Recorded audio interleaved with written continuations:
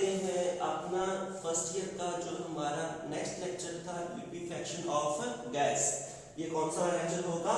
इसमें हमने करना है लिक्विफेक्शन ऑफ गैस को।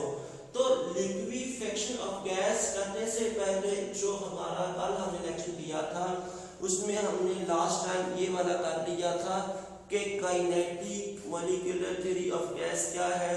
Kinetic molecular theory of gas को लेके हमने interpretation of temperature last time किया था। इंटरप्रिटेशन ऑफ टेम्परेचर से क्या हमें फायदा हुआ था, उसकी वजह से हमें ये आइडिया हो गया था कि एब्सोल्यूट जीरो को कैसे अटेन किया जा सकता है या किस तरीका के थ्रू हम काइनेटिक एनर्जी को बिल्कुल जीरो करके गैस की मोशन को रोक सकते हैं और गैस को कन्वर्ट कर सकते हैं लिक्विड स्टेट में। तो आज हम उससे आगे लेके चलेंगे तो ये होगा लिक्विफेक्शन ऑफ गैस का। तो लिक्विफेक्शन ऑफ गैस देखें ये होता क्या है। लिक्विफेक्शन ऑफ गैस असल में ये होता है कि हमारे पास कोई भी गैस है और इस गैस को हमने कन्वर्ट करना है इनटू लिक्विड। किसमें कन्वर्ट करना है? इनटू लिक्विड कन्वर्ट करना है। अब गैस को लिक्विड में हम कैसे कन्वर्ट करेंगे? तो गैस को लिक्विड में कन्वर्ट करने के लिए हमारे पास जो इंपॉर्टेंट कंडीशंस आ जाती हैं उसमें नंबर 1 आ जाएगा टेम्परेचर। कौन सी चीज यहाँ पे आ जाएगी? जो पहला फैक्टर मोस्ट इंपॉर्टेंट फैक्टर वो यहाँ पे आ जाएगा टेम्परेचर। और टेम्परेचर अब कैसे लिक्विफिकेशन ऑफ गैस करने में इन्वॉल्व होगा उसके लिए आपने याद रखना है कि हमने लास्ट टाइम किया था कि जितना टेम्परेचर ज्यादा होगा उतनी गैस की काइनेटिक एनर्जी क्या होगी? ज्यादा होगी। जितना टेम्परेचर ज्यादा है उतनी गैस की काइनेटिक एनर्जी में क्या हो जाएगा? इजाफा आएगा। और इसके बाद क्या होगा कि जितना टेम्परेचर ज्यादा काइनेटिक एनर्जी ज्यादा, और अगर काइनेटिक एनर्जी ज्यादा होगी तो गैस जो है उसको लिक्विड में कन्वर्ट करना मुश्किल हो जाएगा क्योंकि उसके मॉलिक्यूल्स दूर दूर चले जाएंगे और उसको लिक्विड में कन्वर्ट करना मुश्किल हो जाएगा। एक्चुअल में अब वो है क्या? एक्चुअल में ये वाला काम है कि आप ये फर्ज कर लें कि गैस में जो गैस मॉलिक्यूल है वो यूं पड़े हुए हैं, उन दरमियान डिस्टेंस ज्यादा है और इंटरमॉलिक्यूलर फोर्स ऑलमोस्ट ना होने के बराबर है। तो हमने इसको कन्वर्ट करना है इस स्टेज में ताकि लिक्विड में अब होता क्या? लिक्विड्स में मॉलिक्यूल के दरमियान होती है इंटरमॉलिक्यूलर फोर्स ऑफ अट्रैक्शन। तो यहाँ पे है क्या? इंटरमॉलिक्यूलर फोर्स ऑफ अट्रैक्शन जब तक क्रिएट नहीं होगी वो कोई भी गैस लिक्विड में कन्वर्ट नहीं होगी। तो अब हमने क्या काम करना है? इसके मॉलिक्यूल के दरमियान डिस्टेंस ज्यादा है, उसने स्पेस को ज्यादा ऑक्यूपाई किया हुआ है, हमने उसको कंडीशन देनी है यानी कि आप उसको इस फॉर्म से इस फॉर्म में कन्वर्ट करना है। यानी कि मॉलिक्यूल को आपने इस रूप में लेके जाना है कि उसके दरमियान इंटरमॉलिक्यूलर फोर्स बन जाए। तो यहाँ पे पहला जो इंपॉर्टेंट फैक्टर आ जाएगा वो टेम्परेचर आ जाएगा। टेम्परेचर ने क्या काम किया था? टेम्परेचर के बारे में हमने ये कहा था कि ये डायरेक्टली प्रोपोर्शनल होगा काइनेटिक एनर्जी के। ये क्या होगा? डायरेक्टली प्रोपोर्शनल होगा काइनेटिक एनर्जी के। मतलब इसका क्या है कि अगर टेम्परेचर ज्यादा है काइनेटिक एनर्जी ज्यादा है, काइनेटिक एनर्जी किस वजह से बनती? किसी भी बॉडी को मोशन में लेके आती है, उसको मूव करवाती है। तो अगर उसकी मूवमेंट ज्यादा है उसको भी क्लोज करना मुश्किल हो जाएगा। तो भी हमने यहाँ पे क्या काम करना है? टेम्परेचर को डिक्रीज करना है। टेम्परेचर को हमने क्या करना है? डिक्रीज करना है। टेम्परेचर डिक्रीज करने के बाद हम उसको कन्वर्ट कर सकते हैं लिक्विड स्टेट में। और उसके बाद नंबर 2 आ जाएगा जो सेकंड अहम पैरामीटर होगा इस चीज का, ये होगा प्रेशर। कौन चीज आ जाएगी? प्रेशर आ जाएगी। अब प्रेशर हमने क्या काम करना है? प्रेशर हमने बढ़ाना है, प्रेशर यहाँ पे इंक्रीज करना है। प्रेशर इंक्रीज करने से क्या होगा? एक्चुअल में ये होगा कि जब हम इसके पिस्टन को नीचे पुश करेंगे तो वहां पे क्या होगा कि मॉलिक्यूल को करीब करीब लेके आएगा। टेम्परेचर आप डिक्रीज करते जा रहे हैं और प्रेशर को आप इंक्रीज करते जा रहे हैं। तो यहाँ पे क्या होगा? एक वक्त आएगा कि जब मॉलिक्यूल बिल्कुल टेम्परेचर के बढ़ाने की वजह से क्लोज आ जाएंगे और टेम्परेचर प्रेशर के बढ़ाने की वजह से वो क्लोज आ जाएंगे और टेम्परेचर के इस कम करने की वजह से उसकी काइनेटिक एनर्जी क्या हो जाएगी, वो कम होती जाएगी और वो कन्वर्ट हो जाएंगे लिक्विड स्टेट में। इस तरीके को हम नाम दे देंगे लिक्विफेक्शन ऑफ गैस। ये क्या कहलाएगा, इसको हम नाम दे रहे हैं लिक्विफेक्शन ऑफ गैस जी। अब इसके बाद हमने जो यहाँ पे चंद डेफिनेशंस करनी है वो हम अभी कर लेते हैं। नंबर 1 यहाँ पे हम लेके आते हैं क्रिटिकल टेम्परेचर। नंबर 1 तो यहाँ पे आ जाएगा, ये आ जाएगा क्रिटिकल टेम्परेचर। अब क्रिटिकल टेम्परेचर क्या होता है, क्रिटिकल टेम्परेचर में जरा आप ये देखिए, जरा हमने ये कहा कि ये हमारे पास गैस मॉलिक्यूल्स हैं। हाँ, हमने क्या काम करना है, इसके टेम्परेचर को कम करना है और कम करने के बाद क्या होगा, वो कन्वर्ट हो जाएगा लिक्विड स्टेट में। एकदम से ऐसा काम नहीं होगा, क्या नहीं होगा, एकदम से फौरी ये काम नहीं होगा। होता क्या है, होता ये वाला है कि अगर टेम्परेचर कम करते जाएंगे उससे काइनेटिक एनर्जी में आहिस्ता आहिस्ता क्या आता जाएगा, उसकी kinetic energy Aahista Aahista decrease करती जाएगी। क्या होगा कि अगर हम टेम्परेचर को कम करेंगे तो उसकी काइनेटिक एनर्जी आहिस्ता आहिस्ता क्या कम करेगी, डिक्रीज करेगी। और डिक्रीज करने के बाद एक स्टेज आएगी कि जब टेम्परेचर आप इतना कम कर चुके होंगे, क्या करना है कि टेम्परेचर जब आप इतना कम कर चुके होंगे कन्वर्ट हो जाएगा गैस लिक्विड स्टेट में। तो अब हम यहाँ से देखते हैं क्रिटिकल टेम्परेचर की, तो वो मैक्सिमम टेम्परेचर या वो कम से कम टेम्परेचर जिसके ऊपर कोई गैस गैसियस फॉर्म में एग्जिस्ट कर सकती है, और अगर आप उससे नीचे टेम्परेचर को लेके आएंगे तो कन्वर्ट हो जाएगी लिक्विड स्टेट में। वो कराएगा क्रिटिकल टेम्परेचर। क्या कराएगा, क्रिटिकल टेम्परेचर कहलाएगा। और उसके बाद हम करते हैं कि क्रिटिकल टेम्परेचर को डिफाइन करते हैं, हम करेंगे highest temperature at which any liquid can exist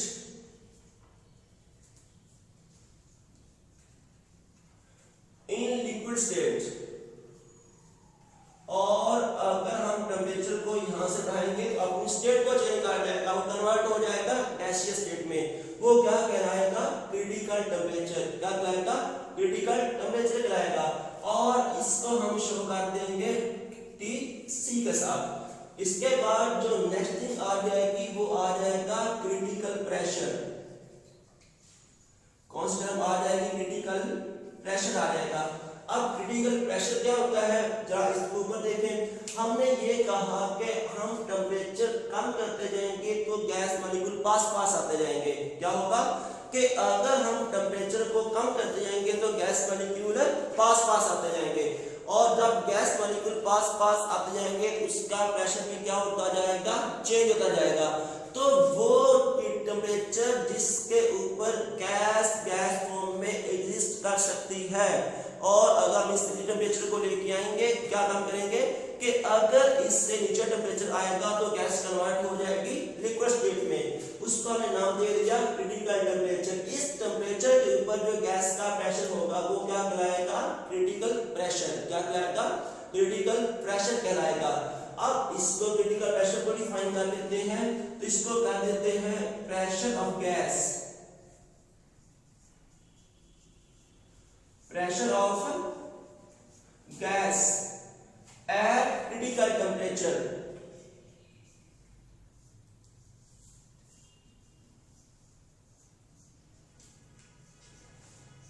उसको हम क्या नाम दे रहे हैं, क्रिटिकल प्रेशर।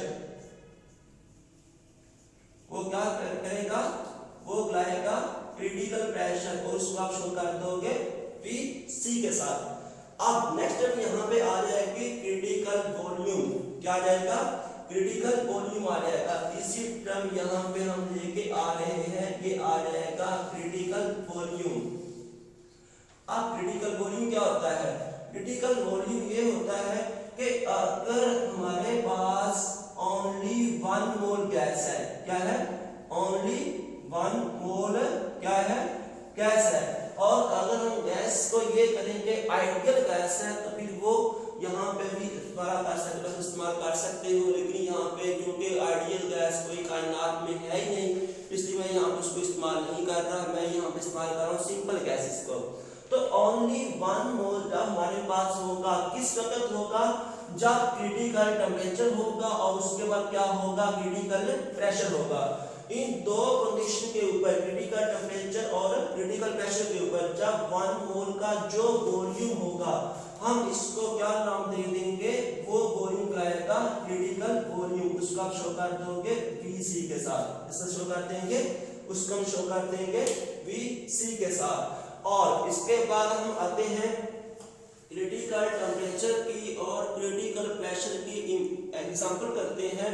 तो आप लोग याद रखें कि हमारे पास गैसेस दो तरह की हो सकती हैं, एक को हम नाम दे देंगे पोलर गैस और दूसरी जो आ जाएगी वो आ जाएगी नॉन पोलर। कौन सा आ जाएगा, पोलर और नॉन पोलर। अब जो बुक ने डिस्कस किया हुआ है पोलर के केस में, उसने डिस्कस किया हुआ है NH3 को और नॉन पोलर डिस्कस किया हुआ है O2 को। अब पहले वो कह देता है कि जब हमारे पास गैस होगा O2, कौन सी गैस होगी, O2 होगी, ऑक्सीजन गैस होगी। इसका जो क्रिटिकल टेम्परेचर होता है वो होता है 154 केल्विन। कितना हो सकता है, 154 केल्विन हो सकता है। इसका क्रिटिकल टेम्परेचर बहुत ही कम होगा। क्या होगा, इसका क्रिटिकल टेम्परेचर बहुत ही कम होगा। और उसके बाद नंबर 2 आ जाएगा। अब जब बात करेंगे अमोनिया की, तो जो अमोनिया गैस है इसका जो क्रिटिकल टेम्परेचर होता है वो होता है 405 केल्विन। कितना होगा, 405 केल्विन होगा। अब ये वजह क्या है कि दोनों गैसेस हैं, इसका टेम्परेचर ज्यादा है, इसका क्रिटिकल टेम्परेचर कम है। उसकी वजह क्या है, इसमें ये होता है कि अमोनिया एक नॉन पोलर गैस है और अगर ऊपर से इसका थोड़ा सा प्रेशर इंक्रीज करेंगे, इसके अंदर इंटरमोलिकुलर फोर्स बन जाएगी और जो पोलर गैस है उसमें जब इंटरमोलिकुलर फोर्स बनेगी कन्वर्ट हो जाएगा वो लिक्विड स्टेट में। और जब हम बात करेंगे अमोनिया की, सॉरी ऑक्सीजन की, इसका टेम्परेचर बहुत कम है। उससे क्या है, उससे मुराद ये है कि दोनों पोलर के दरमियान प्रेशर बढ़ाने से इसके दरमियान इंटरमोलिकुलर फोर्स जल्दी नहीं बनती, इस वजह से इसका टेम्परेचर हमें बहुत ही कम करना पड़ेगा। उसके बाद ये कन्वर्ट होगा लिक्विड स्टेट में। आगे आ जाएगा आपकी बुक के ऊपर इसी का एक टेबल दिया हुआ है जिसमें बताया हुआ है कि गैसेस का क्रिटिकल टेम्परेचर और क्रिटिकल प्रेशर कितना कितना हो सकता है। अब हम आते हैं इसकी इंपॉर्टेंस की जानब। अब हमने क्या काम करना है, इसी लेक्चर की हमने इंपॉर्टेंस करनी है, क्रिटिकल टेम्परेचर और क्रिटिकल प्रेशर की इंपॉर्टेंस क्या है। इसकी इंपॉर्टेंस में ना जस्ट आप ये कह देंगे कि अगर जो लोग गैसेस के साथ डील करते हैं, क्या काम करते हैं, वो साइंटिस्ट या वो लोग जो गैसेस के साथ डील करते हैं उनके लिए ये फैक्टर ज्यादा इंपॉर्टेंट है, ताकि उन्हें पता है, उन्हें ये आइडिया होना चाहिए कि कौन से टेम्परेचर के ऊपर हम इस गैस को लिक्विड में कन्वर्ट कर सकेंगे। अगर हमने किसी भी गैस को कन्वर्ट करना है लिक्विड स्टेट में, क्या काम करना है, अगर हमने किसी गैस की लिक्विफिकेशन करनी है तो उसका क्रिटिकल टेम्परेचर और क्रिटिकल प्रेशर कितना होगा, तो ये जानने के बाद वो किसी गैस को लिक्विफाई कर सकते हैं। ये एक इसकी अहमियत है जी। आप क्रिटिकल टेम्परेचर और क्रिटिकल प्रेशर करने के बाद हम आते हैं लिक्विफिकेशन ऑफ गैस में कि आपने गैस को लिक्विड में कैसे कन्वर्ट करना है। तो यहाँ पे जो लेक्चर आ जाएगा ये आ जाएगा जॉउल-थॉम्पसन इफेक्ट। क्या आ जाएगा, जॉउल-थॉम्पसन इफेक्ट आ जाएगा। जॉउल-थॉम्पसन इफेक्ट को हम कैसे क्या कहेंगे, एक्चुअली में ये होता है कि आप देखना जरा, मैं एक एग्जांपल देता हूँ। आप ये फर्ज कर लो कि ये हमारे पास गैस के एक कंटेनर है, इसके अंदर गैस को फिल किया और गैस को फिल करने के बाद हमने क्या काम किया है, इसके ऊपर प्रेशर को बढ़ाते गए। हम इसके पिस्टन को क्या काम करते गए, इसके पिस्टन को नीचे पुश करते गए। अब जब इसके पिस्टन को हम नीचे पुश करते जाएंगे तो क्या होता जाएगा, गैस का जो है प्रेशर वो बढ़ता जाएगा। क्या होता जाएगा? गैस का प्रेशर बढ़ता जाएगा। इसका जब हमने वॉल्यूम, आप लोगों ने इसका जो डिक्रीज कर दिया है, और वॉल्यूम के डिक्रीज करने की वजह से जो उसका जो प्रेशर है वो क्या कर दिया है? इंक्रीज कर दिया है। वो क्या कर दिया है? वॉल्यूम के डिक्रीज करने की वजह से प्रेशर क्या कर दिया है? वो इंक्रीज कर गया है। अब जब प्रेशर इंक्रीज कर गया तो उससे क्या होगा कि मॉलिक्यूल्स ऑटोमेटिकली पास आ चुके हैं। अब जब मॉलिक्यूल पास आएंगे तो उस दरमियान एक अट्रैक्टिव फोर्स क्रिएट हो जाएगी। क्या हो जाएगा? एक अट्रैक्टिव फोर्स क्रिएट होगी। अब अगर मैं इसको दोबारा बोलता हूं तो आप लोगों ने ये कहना है कि जब हम गैस के वॉल्यूम को कम करेंगे तो ये क्या कहलाएगा? गैस को कंप्रेस करना। जब हम गैस को कंप्रेस करेंगे तो उसका वॉल्यूम क्या डिक्रीज कर जाएगा, प्रेशर क्या होगा? वो इंक्रीज कर जाएगा। और प्रेशर के इंक्रीज करने के साथ साथ एक और फैक्टर यहाँ पे ये आएगा कि इसके जो गैस के मॉलिक्यूल्स हैं इसके दरमियान क्या बन जाएगा? Intermolecular forces. क्या यहाँ पे आ जाएंगी? इंटरमॉलिक्यूलर फोर्सेस क्रिएट हो जाएंगी। सिंपल सा कहता है कि हमने ये कहा ना, पीछे हमने लिक्विफिकेशन ऑफ गैस किया, हमने वहां पे ये कहा कि टेम्परेचर हम कम कर देते हैं, प्रेशर हम बढ़ा देते हैं, तो वहां पे क्या होगा कि वो कन्वर्ट हो जाएगा, उसके अंदर आ जाएगी इंटरमॉलिक्यूलर फोर्स क्रिएट हो जाएगी और वो कन्वर्ट हो जाएगा लिक्विड स्टेट में। तो मैं उसी कॉन्सेप्ट को यहाँ पे यूज करता हूँ कि अगर उसके वॉल्यूम को कम करेंगे, कैसे? उसको कंप्रेस करेंगे, उसका प्रेशर बढ़ जाएगा, मॉलिक्यूल के अंदर क्या बन जाएगी? इंटरमॉलिक्यूलर फोर्स क्रिएट हो जाएगी। और जब मॉलिक्यूल के अंदर इंटरमॉलिक्यूलर फोर्स क्रिएट हो जाएगी तो ये किस फॉर्म में अब गैस होगी? Highly compressed gas. किस फॉर्म में ये पड़ा हुआ होगा? हाईली कंप्रेस्ड गैस ये होगी। अब हमने क्या काम करना है कि हाईली कंप्रेस्ड गैस को जब हम एक्सपेंड करेंगे, क्या काम करेंगे? हाईली कंप्रेस्ड गैस को हमने एक्सपेंड करना है। एक्सपेंड करना क्या होता है? हमने इसको फैलाना है। क्या करना है? इसको फैलाना है। कहां पे फैलाना है? जहां पे उसका low pressure, at area of low pressure, हमने उसको फैलाया एट एरिया लो प्रेशर। जरा अब गौर करें, वापस आए जरा। जब हमने उसके वॉल्यूम को कम किया, मॉलिक्यूल में क्या बन गया? इंटरमॉलिक्यूलर फोर्स बन गई। जब आपने उस एरिया को बढ़ाया, एक्सपेंड किया, तो एकदम से मॉलिक्यूल दूर दूर जाएंगे, लेकिन उसके दरमियान जो इंटरमॉलिक्यूलर फोर्स क्रिएट हो चुकी है, उस इंटरमॉलिक्यूलर फोर्स को तोड़ने के लिए क्या चाहिए? एनर्जी चाहिए। क्या चाहिए? एनर्जी चाहिए। अब चूंकि हम उसको एनर्जी खुद प्रोवाइड नहीं कर रहे तो वो क्या काम करेगा कि उस इंटरमॉलिक्यूलर फोर्स को तोड़ने में गैस खुद एनर्जी यूटिलाइज करेगा, अपनी खुद की एनर्जी यहाँ पे यूज करेगा तो उसकी एनर्जी में क्या हो जाएगी? कमी हो जाएगी, और वो क्या हो जाएगी? वो कूलिंग काज कर देगी। क्या काम करेगी? कूलिंग काज करेगी। हम इस एक काज को क्या नाम दे देंगे? Joule-Thompson effect. क्या होता है? Joule-Thompson effect. आगे हम जाउल-थॉमसन इफेक्ट को, इसी मैकेनिज्म को इस्तेमाल करते हुए हम आगे एक और मेथड इसका आ जाएगा जो कि एक एप्लीकेशन होगी जाउल-थॉमसन इफेक्ट की, उसका हम नाम दे देंगे लिंड्स मेथड। क्या ये कहलाएगा? लिंड्स मेथड। अब लिंड्स मेथड में क्या होगा? जस्ट मैं इस एग्जांपल को बता देता हूं। पहले हमने क्या काम करना है जी? हम लिख लेते हैं लिंड्स मेथड।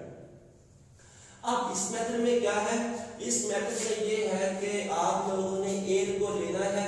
क्या काम करना है? एयर को लेना है, जिसका आम हवा से आप हवा ले, आप उसको गैस, जो हमारी गैस जो है, हमारा एटमॉस्फेयर है, इसके अंदर जो गैस या गैसेस या एयर है वो मौजूद है, आप उसको ले लो। जिसका प्रेशर कितना होगा? जस्ट 1 atm होगा। आप इसको कंप्रेस कर दो। क्या आप शो करोगे? इसको कंप्रेस कर दो। कंप्रेस करने के बाद आप इसका जो प्रेशर है वो क्या काम कर दोगे? इंक्रीज कर दो। प्रेशर क्या काम करोगे? आप इसका इंक्रीज करोगे। प्रेशर इंक्रीज करने के बाद इसका कहां तक लेकर चले जाएंगे? 20 atm तक। कहां तक लेकर चले जाएंगे? 200 atm तक। क्या काम करेगी, उसके प्रेशर को बढ़ा के उसके प्रेशर को हमने कंप्रेस करके लेके चला जाना है 280 atm तक। जब हम उसके प्रेशर को इंक्रीज करके ले जाएंगे 280 atm तक, तो यहाँ पे उसको ये तो हाईली कंप्रेस्ड गैस हो जाएगी। क्या हो जाएगा, ये हाईली कंप्रेस्ड गैस हो जाएगी। और इस हाईली कंप्रेस्ड गैस को हमने एक्सपेंड करना है। क्या इसको करना है, एक्सपेंड करना है। तो ये क्या काम करेगा, कन्वर्ट कूलिंग गैस करने के बाद ये ऑटोमेटिकली कन्वर्ट हो जाएगा लिक्विड स्टेट में। तो ये था जी लिंच मेथड। अब इसकी डायग्राम्स करता हूँ एक, तो डायग्राम्स को समझना ज्यादा इजी हो जाएगा। ये हम ले लेते हैं जी, ये हमारे पास एक कंटेनर है जिसके अंदर आपने गैस को कन्वर्ट करना है लिक्विड स्टेट में, और इसके बाद यहाँ पे आगे इसके आ जाएगा कंप्रेसर। क्या यहाँ पे आ जाएगा, कंप्रेसर आ जाएगा। कंप्रेसर का काम क्या होगा कि इसकी मदद से हम गैस को कंप्रेस करेंगे। गैस को कंप्रेस करने से क्या मुराद है कि हम उसके प्रेशर को बढ़ाएंगे। क्या काम करेंगे, उसके प्रेशर को बढ़ाएंगे, और बढ़ाने के बाद उसको आगे स्पाइरल पाइप से गुजारेंगे, और स्पाइरल पाइप से पास आउट करने के बाद वो आगे नोजल जेट से जब निकलेगा और एकदम से गैस फैलेगी, तो क्या काम करेगी, कूलिंग गैस करेगी। अब होता ये वाला है कि यहाँ पे आप लोगों ने उसको रेफ्रिजरेशन सिस्टम लगाया हुआ होगा, जिसकी मदद से आप यहाँ से कंप्रेस्ड गैस की एनर्जी को रिमूव करोगे, जो कि मैंने यहाँ मेंशन नहीं किया हुआ, लेकिन यहाँ बता देता हूँ कि सबसे पहले हमने गैस को यहाँ से लेना है, और उस गैस का जो प्रेशर होगा वो होगा 1 atm। क्या होगा उसका प्रेशर, 1 atm। आगे कंप्रेसर आ जाएगा, यही कंप्रेसर उसको बढ़ा के, ये कंप्रेसर वाला हमारा पोर्शन है, इसमें क्या काम करना है, उसके प्रेशर को बढ़ा देना है 20 atm तक, गैस को 200 atm तक, उसको कंप्रेस करेगा, उसके प्रेशर को इंक्रीज करेगा, और वही कंप्रेस्ड गैस जब यहाँ से पास आउट होगी आगे रेफ्रिजरेशन आ जाएगी, तो ये रिमूव कर देगी एनर्जी को। क्या काम करेगी, रिमूव करेगी एनर्जी। कौन सी एनर्जी को, जो एनर्जी यहाँ पे आई है इसके अंदर कंप्रेशन की वजह से, उस एनर्जी को ये रिमूव कर देगा, और यही गैस जब आगे आएगी और इस नोजल जेट से आगे फैलेगी। अब ये जो पोर्शन है, ये वाला पोर्शन जो कंटेनर बना हुआ है, इसके अंदर प्रेशर 1 atm तक गैस वापस आएगी। क्या होगा, इसके अंदर प्रेशर गैस 1 atm तक वापस आएगी, इससे 200 से लेके बाद 1 atm पे वापस आएगी। तो यहाँ पे क्या होगा कि एकदम जब वापस आएगी, प्रेशर यहाँ पे बहुत कम है, तो गैस को फैलने की काफी जगह मिलेगी। जब गैस फैलेगी तो एकदम से अपनी एनर्जी को वो रिमूव कर देगी। रिमूव करने के बाद वो क्या काम करेगी, कूलिंग गैस कर देगी। खैर, इस पर क्या होगा कि अनकंप्रेस्ड गैस होगी वो वापस जाएगी, कंप्रेसर उसको फिर कंप्रेस करेगा, और फिर आगे दूसरी गाय का थ्रू चलता रहेगा अंटिल के जो गैस है इतना यहाँ पे सिस्टम ठंडा हो चुका होगा कि इनकमिंग गैस को वो आराम से कन्वर्ट कर देगा लिक्विड स्टेट में।